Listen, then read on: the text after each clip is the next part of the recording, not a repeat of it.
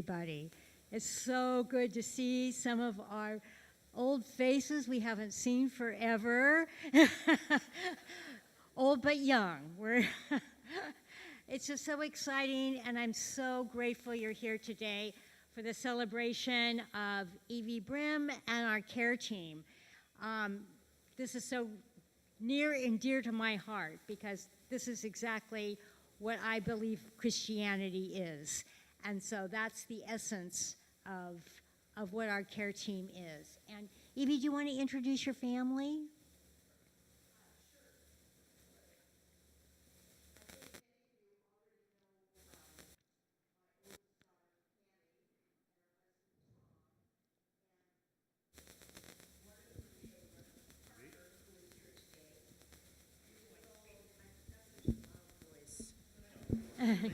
Okay, it's louder now.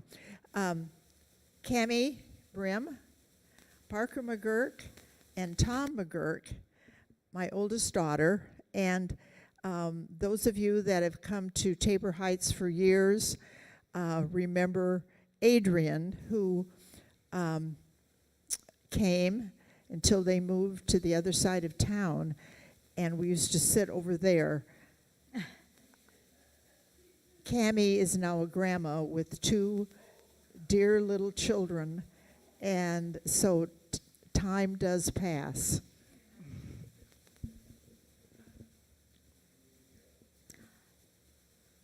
I hope all of you will stay afterwards for our catered lunch. It's just wonderful, and then we'll have more chance to talk to each other. And let us now go to the call to worship.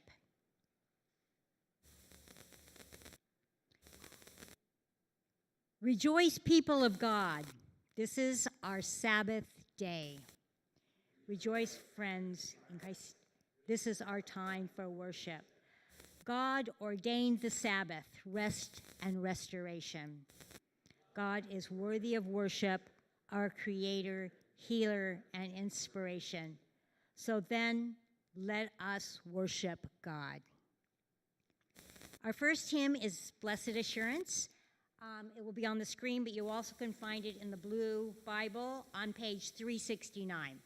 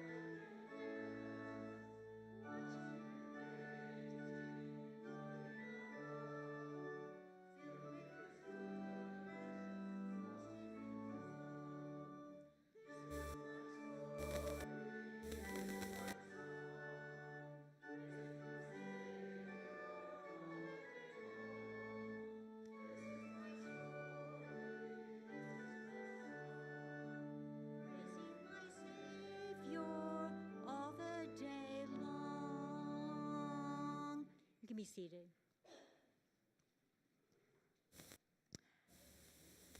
The scripture comes from John 13, 34 to 35.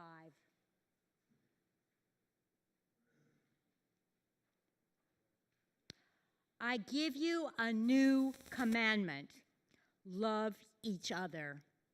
Just as I have loved you, so you also must love each other.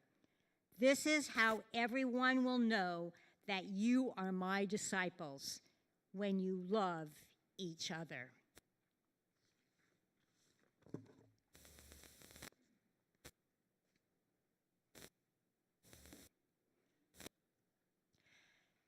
He couldn't have been more than 19 years old. He had red hair and freckles, and he caught my eye as I was driving down Belmont Street to Cesar Chavez. He was shirtless and shoeless, and he was grasping for something invisible in the air. He's high on drugs, I said. Just ignore him. But I couldn't ignore him. How could I survive? How would he survive? So I ran home and found some old a shirt, socks, and some old shoes, a blanket, granola bar, and water. And I returned to dress and feed him, and then he went away. I should have done more, I mused as I was driving home. I should have done more for this guy.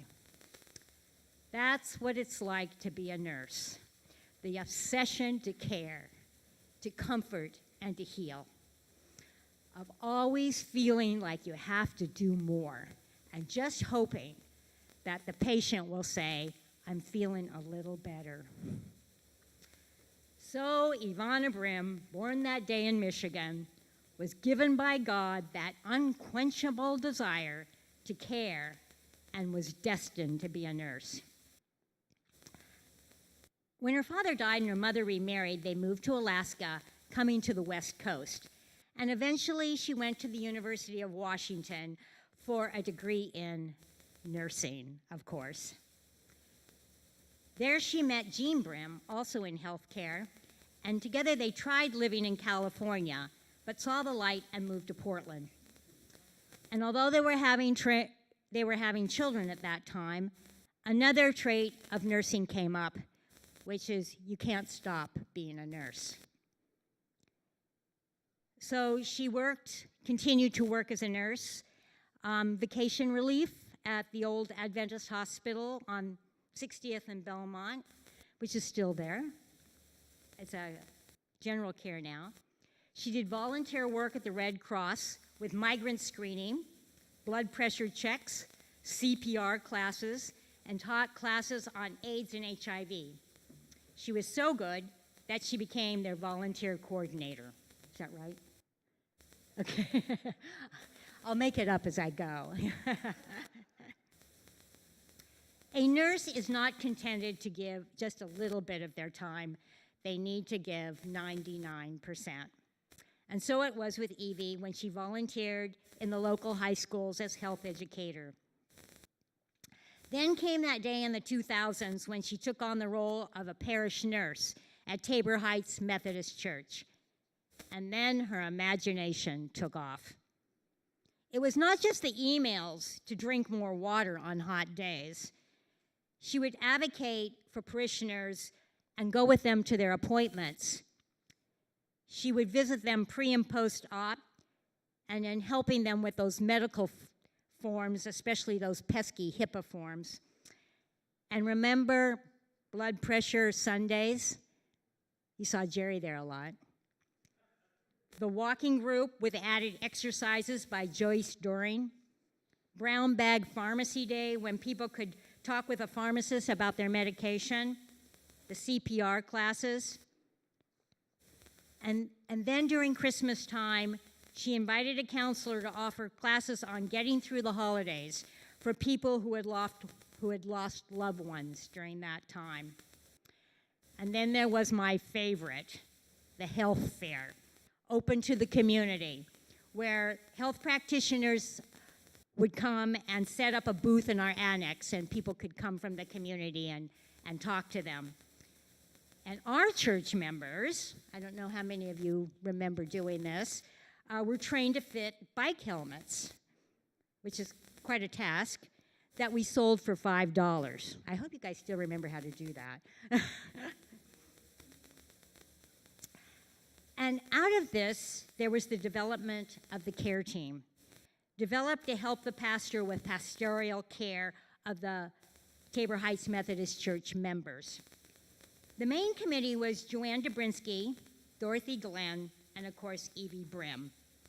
Other members were Jean Van and Joyce During.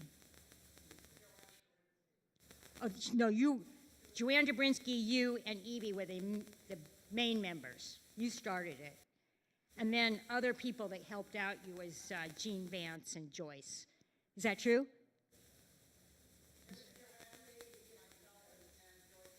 Oh, that did the health care. Okay. And Evie was the parish nurse, so she would definitely be part of that. Okay. It's nice to have fact checkers out there. We're going to send those to the presidential debates. Okay, so the philosophy was a holistic care to the homebound, to those who needed support due to illness or loss. I believe that befrienders from the United Methodist Women were asked to make home visits and to make cards. Plants were brought to the homebound during Christmas and Easter. And thanks to the guidance of Lois Lee, who I think is here today. Where's Lois? Oh, right there. There were dinners for seniors once a month. And then at Thanksgiving time, there was dinner for people without families for the holidays. And the care team had this shawl ministry. You all are familiar with this, where they would knit these shawls, and then they would get blessed by the congregation and given to people who were suffering some illness or who were dying. And this is so near and dear to my heart, this shawl.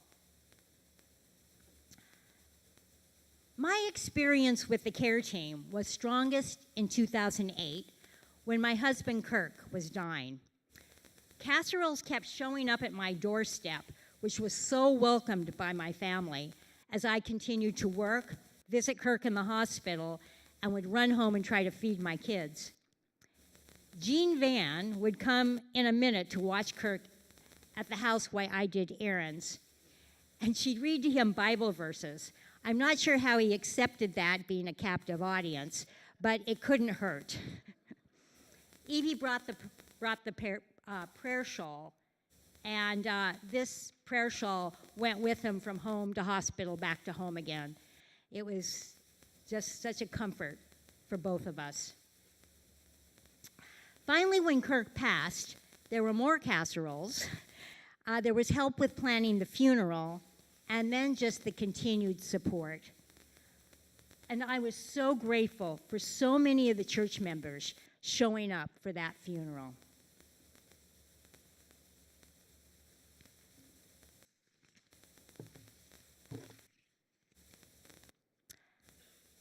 How do you feel when somebody truly cares about you? When you get a genuine hug, when somebody calls you, when somebody comforts you, especially when you're sick, when somebody cries with you when you lose a loved one, or prays for you when you're facing a difficult situation. Caring is the essence of our faith. Without it, the Bible is just words. God cares so much about us that he sent his only Son. And we need to care for each other equally. The world is a lonely, scary place. Difficult life situations can make a person feel rejected, isolated, or abandoned. Studies show that feeling cared about buffers against stress. It increases positive emotions. It promotes resilience and increases caring for others. Plus, it feels darn good.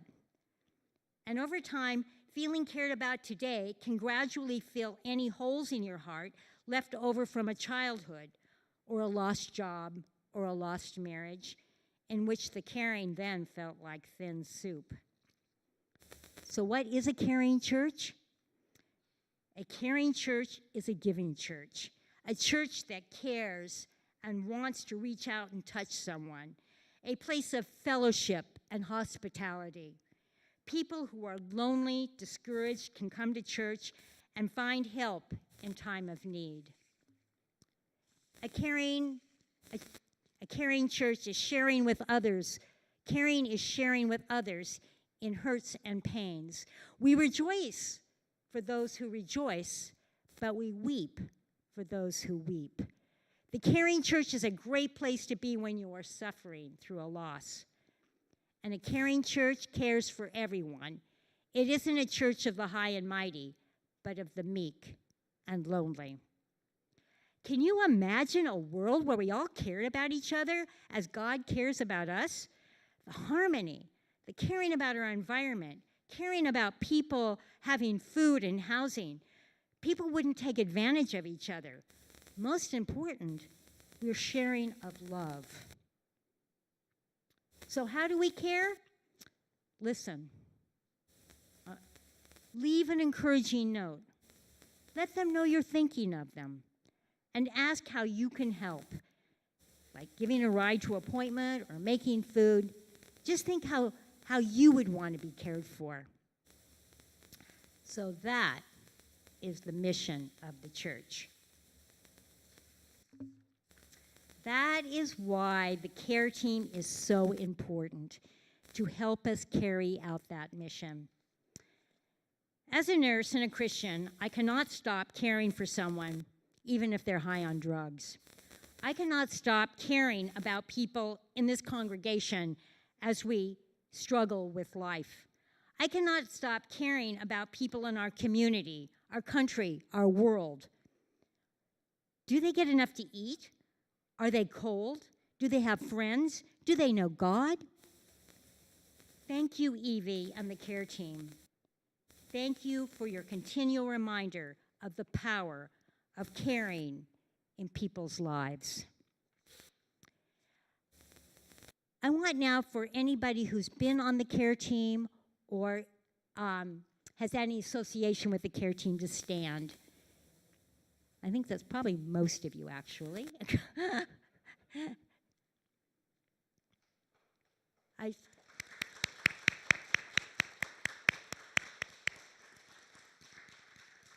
You don't know how much you've done for. Sometimes you don't hear back, or you don't see how much you did, but you did. You've touched us. You've touched us all. You've really touched us all. And our current care team is Violet and Jim Buchanan and Evelyn. Yeah. And Evie, our emeritus. And Luann and Christine do, Luann does, I get so many cards from Luann, it's so wonderful. And Christine does, they do it together, the Family Promise. So we're a small congregation, but we do a lot of caring, don't we? Yeah. It's wonderful. Evie, I'd like you to come up here.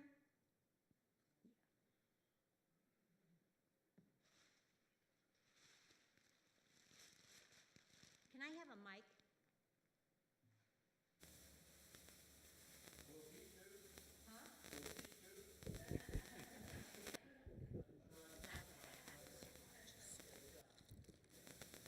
So Evie, the first question I have for you, whatever made you want to be a parish nurse?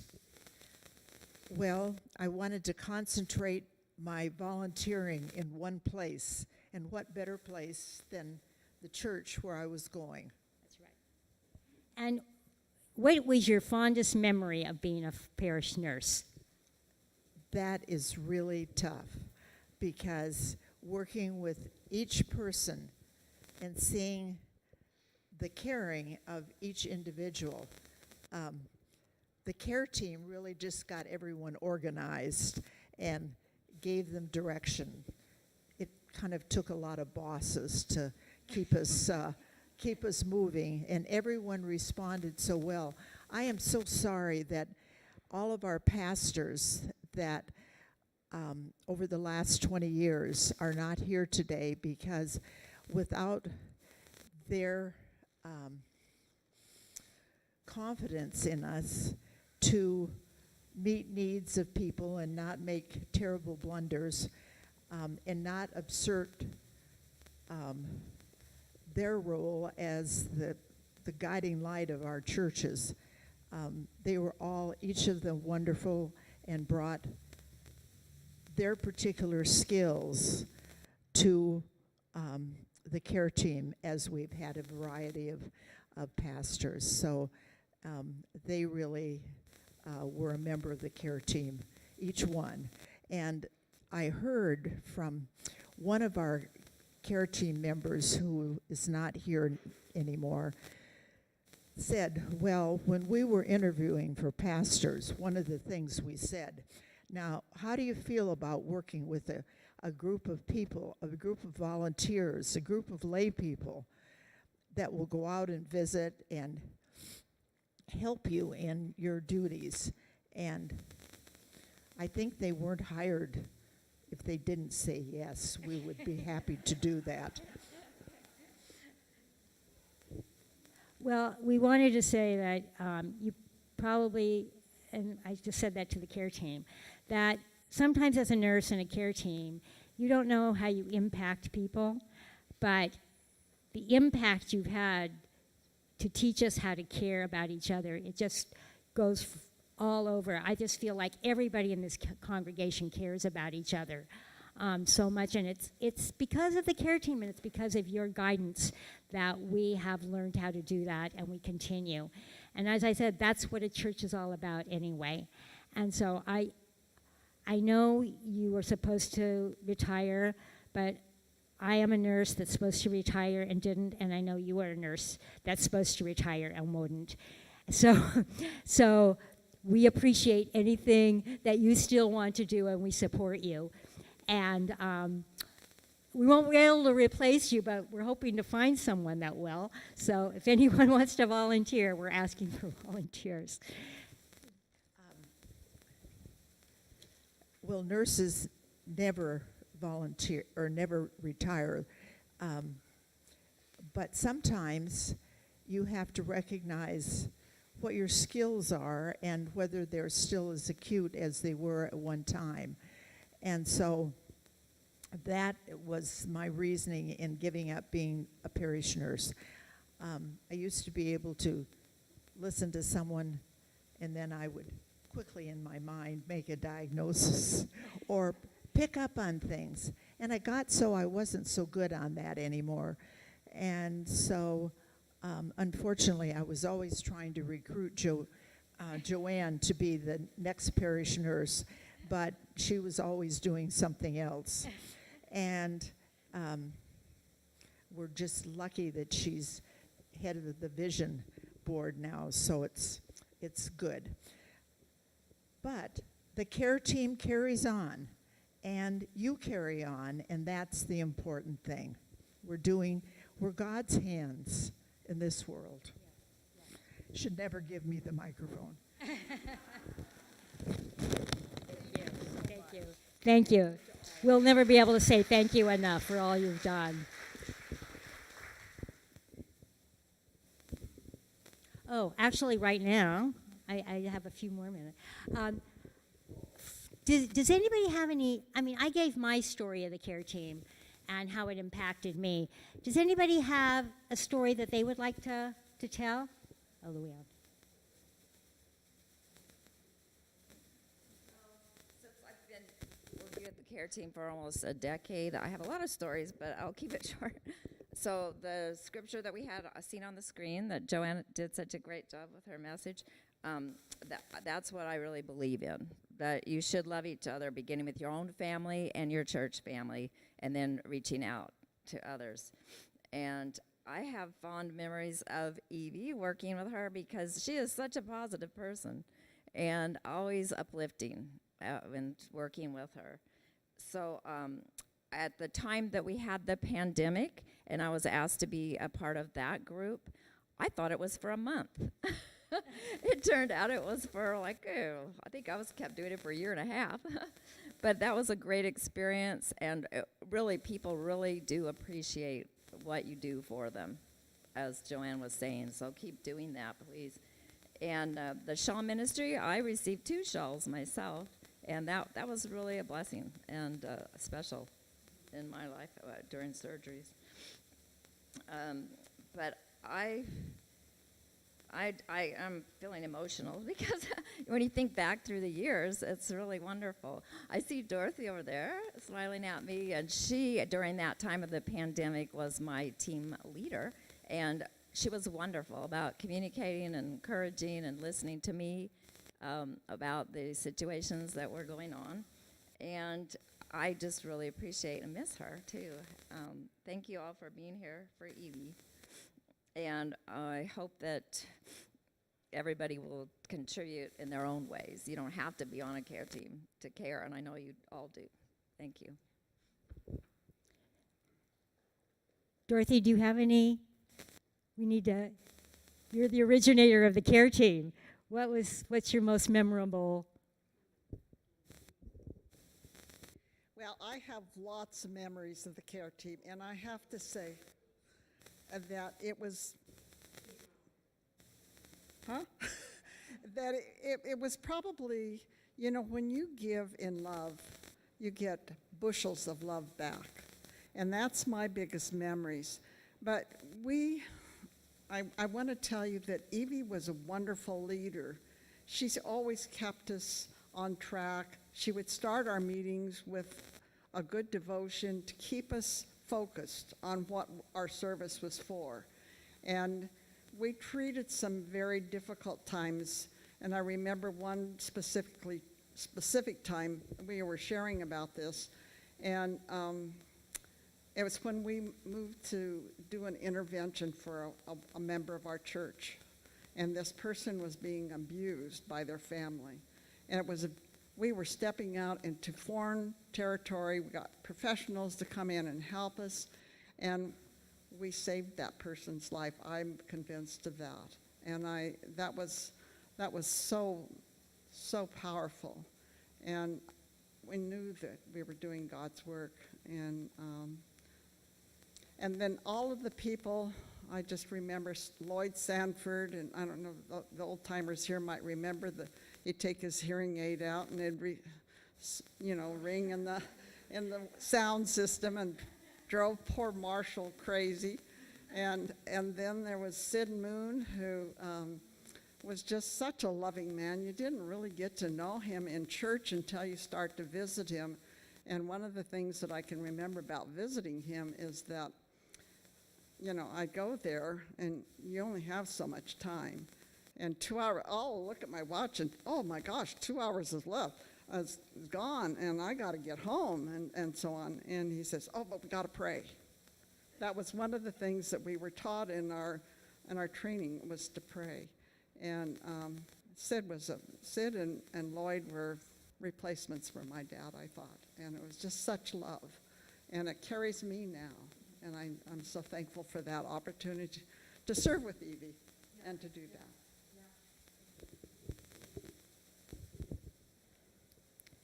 Lois, did you want to say something?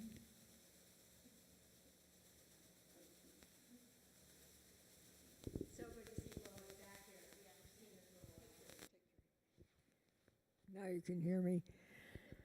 Evie was always so caring, and I remember when I've had, I don't know which surgery it was, and you came over and you just kind of took over and made lunch, and it made such an impression on me that you would take the time to do that, and you were always, are you okay? And I really appreciated that all these years. We're in our 80s now. I don't know how we got there, but the church has supported us in many ways, and I just thank God for all of you. Gloria, do you want to say something?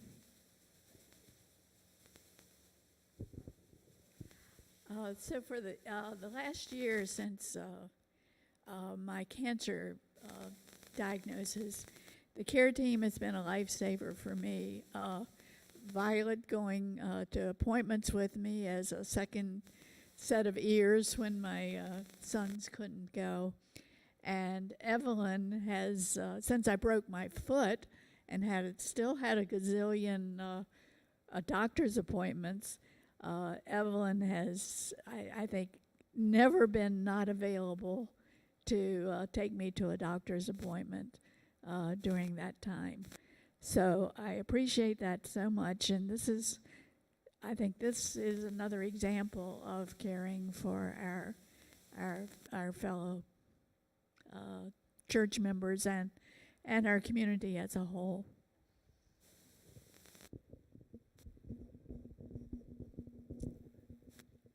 So when my husband was earlier in the year diagnosed with cancer, I believe that Evie had just announced her retirement from the care team. But boy, word got to her fast.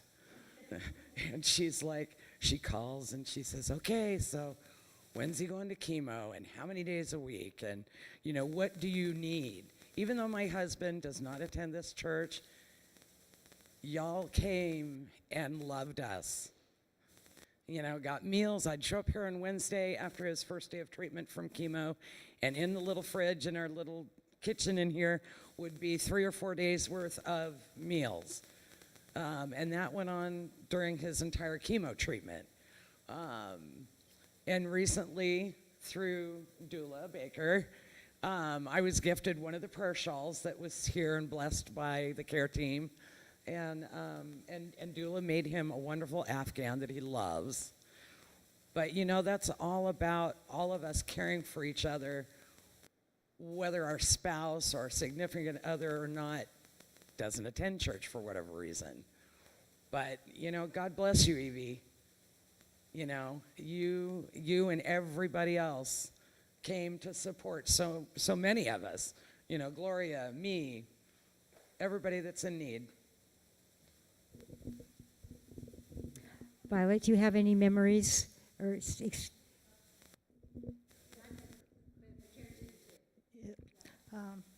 I am with the care team just for the last 4 years, no match with what Evie and the rest of the members have done.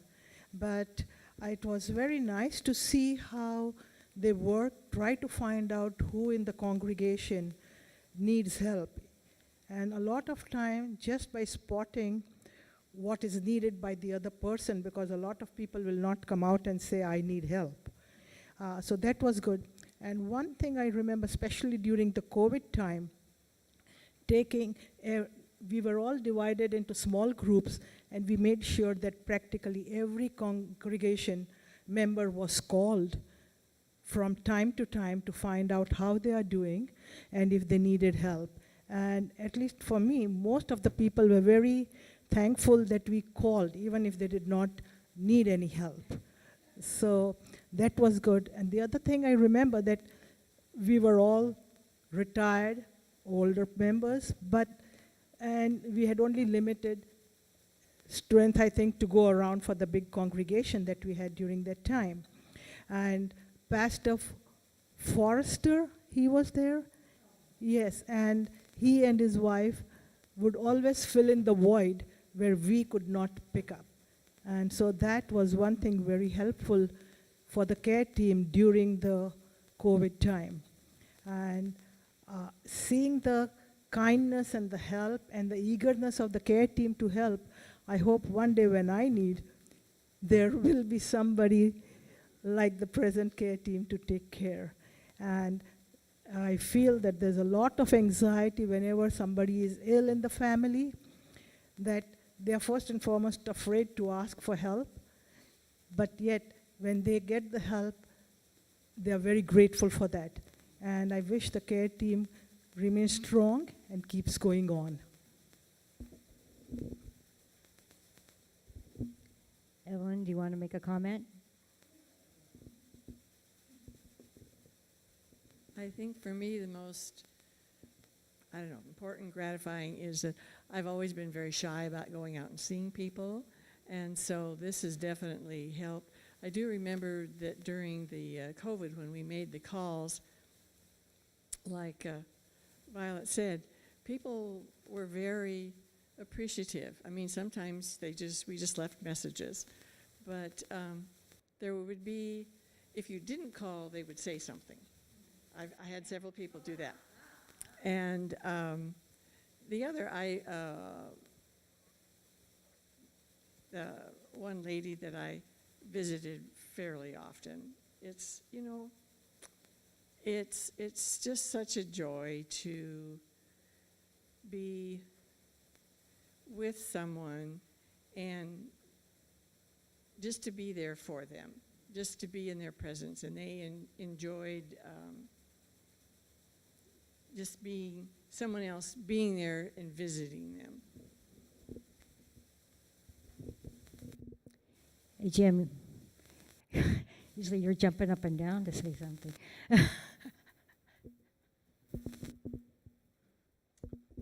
Thank you, Joanne. Jim Buchanan. I have. Thanks. Give me a warning sign. I have been on the care team for the last couple of years, and that's not what I want to talk about today. What I really want to talk about today is the steadfastness of the care team members, past and present. One of the things about being at this church is I've gone through a number of personal challenges. I've had the loss of a father, the loss of a grandson, some health problems, and I have found both members of the care team and members of this congregation to be incredible support. Like somebody already mentioned, many, many notes from Luann. Thank you, Luann. Calls from Evie still. It doesn't matter that she's retired. I still get calls from Evie for encouragement. And I tell you, it means a lot. It's not that nobody thinks of me when I'm not around. It's just that any extra call and attention is much appreciated. An example of somebody who's not in the care team but sort of displays that care team attitude is Dula, who so often helps with us from behind the scenes, usually one of the last people to leave the kitchen that we take for granted from having the refreshments.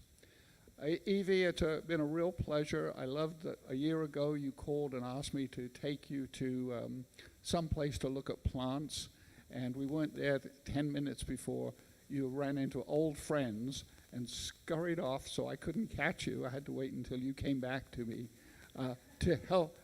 I was there to help pick out plants, but what I was really there was just to push the carts, because Evie definitely had her route planned. So thank you individually, and thank you collectively for what the care team has done for everybody, and particularly for me. Thank you.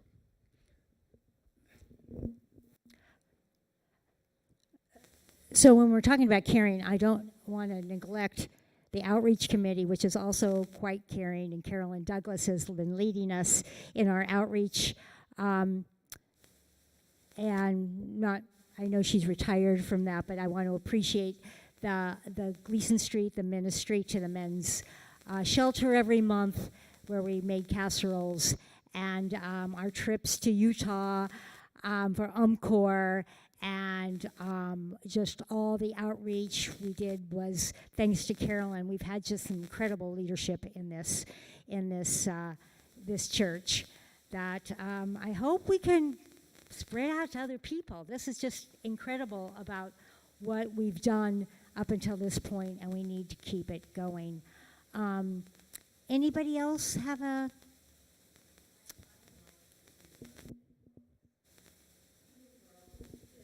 For the seniors, there were lunches and dinners and trips and speakers, and every month she had a program plan for many, many years.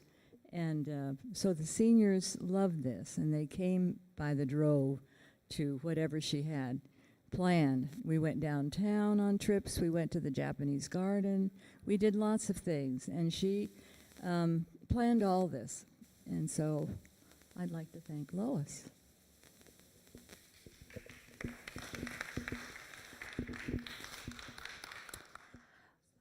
Well, thank you all. I mean, those are just so heartwarming stories. And it's all about caring. It's all about caring. And I just hope that we can continue to carry out this mission, no matter what size our congregation is. Thank you.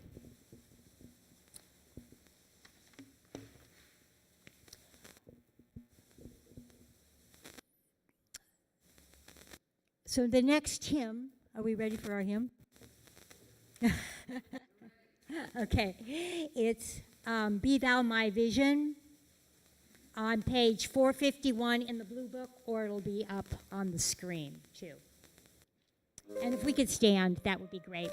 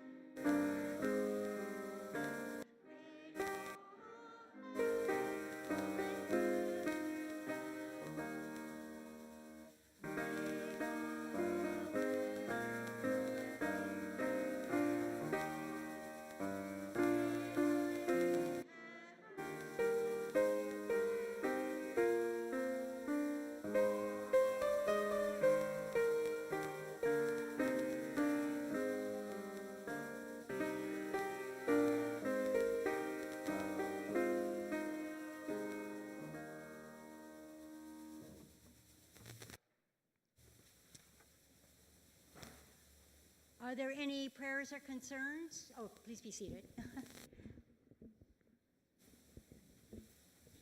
Yeah.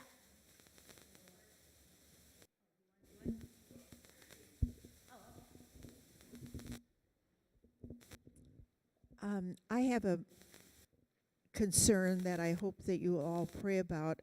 A very good friend of mine is in the hospital, fell, received a hematoma, and when they needed to remove it surgically, he has not recovered consciousness since the surgery earlier in the week. And my friend Beverly told me that they had removed all life supports. And so it's just a very difficult, hard time. It's very hard to say goodbye to someone you've loved and had children with, and it's just a difficult time. And so if you could pray for strength for the family and comfort that they receive from friends visiting and their family. And it's God in your Bob mercy. is the person that is ill. God in your mercy, hear our prayer.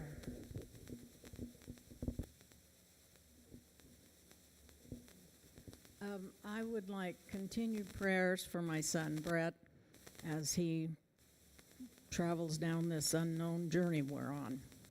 Thank you. God in your mercy.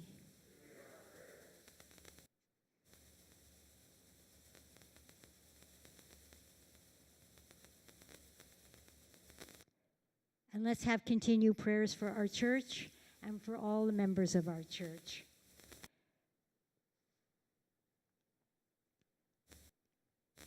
So let's now go to the Lord's Prayer.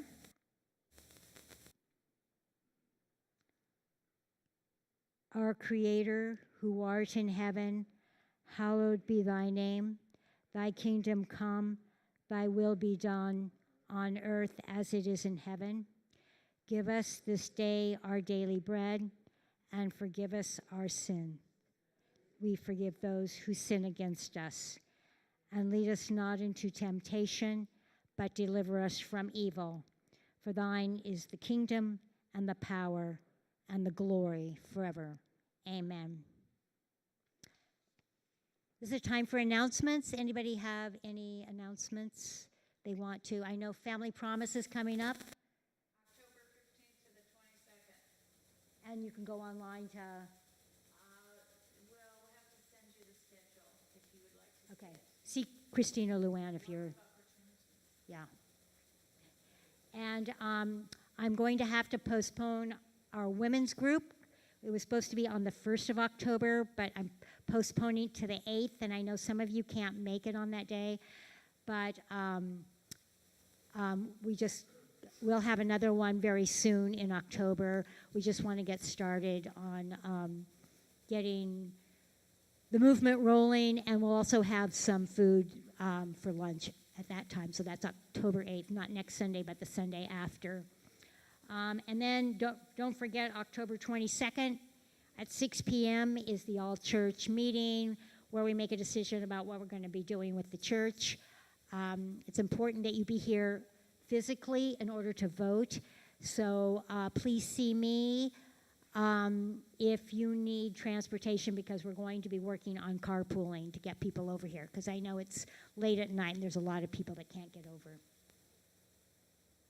Any other announcements? And I hope you will stay for the luncheon afterwards. We have so much food. Okay, offering.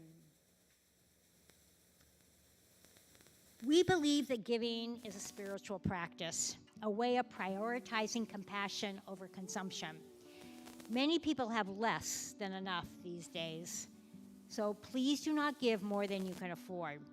But you may give back by mailing a check, dropping a check in the plate in the back, or using our PayPal link. And I hope you will consider supporting our church in any way you can. Now, please join me in the offertory prayer.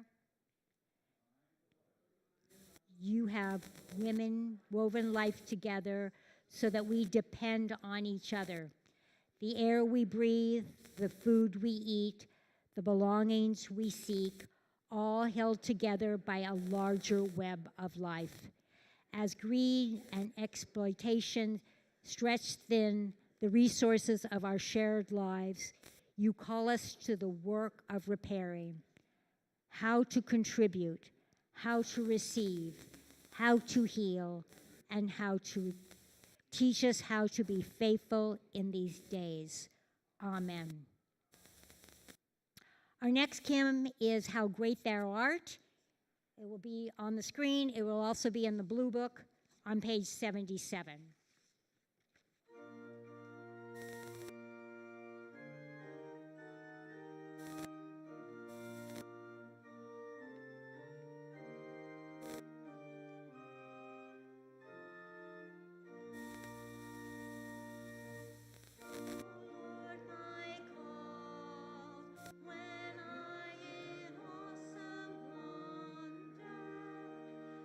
Consider all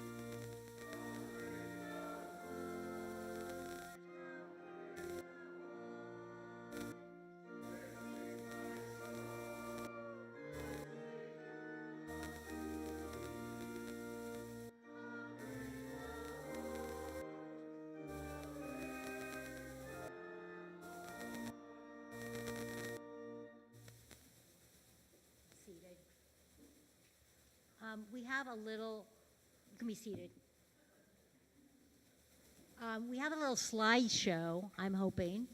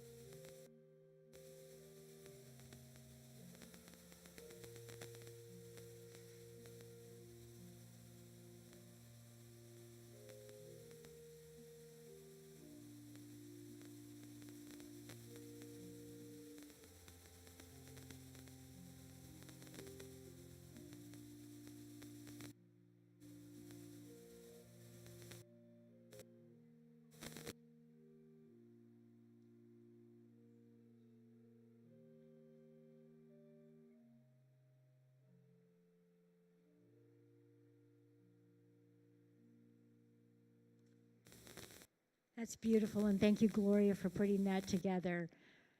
She knows how tech phobic I am.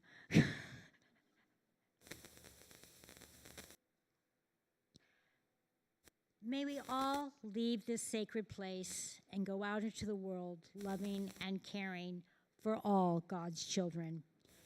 May we also continue to love and care for each other here at Tabor Heights Methodist Church. Amen.